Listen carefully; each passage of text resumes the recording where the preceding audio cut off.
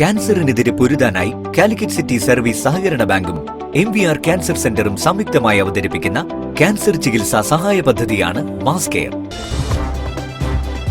വാർത്തകൾ തുടരുന്നു.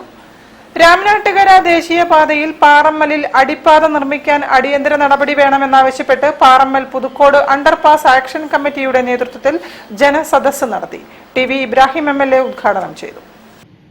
ദേശീയപാത വന്നതോടെ പാറമ്മൽ മേഖലയിൽ ഉടലെടുത്ത യാത്രാ ദുരിതം പലവട്ടം അറിയിച്ചിട്ടും നടപടി സ്വീകരിക്കാത്ത NHAI അധികൃതരുടെ അവഗണനയ്ക്കെതിരെ പ്രതിഷേധം ശക്തിപ്പെടുത്തുന്നതിന്റെ ഭാഗമായാണ് ജനസദസ്സ് നടത്തിയത്.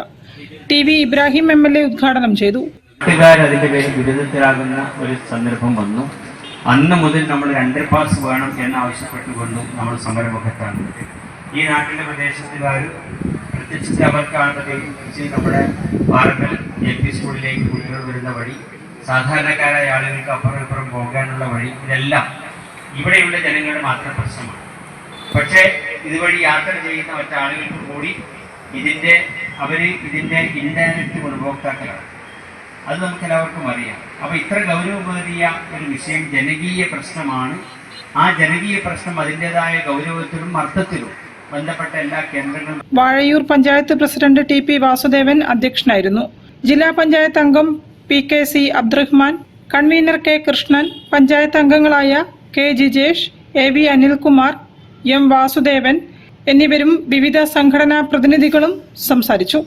News bureau, Ramanattukara. മുതിർന്ന മാധ്യമ പ്രവർത്തകനും മാധ്യമ ന്യൂസ് എഡിറ്ററും KUWJ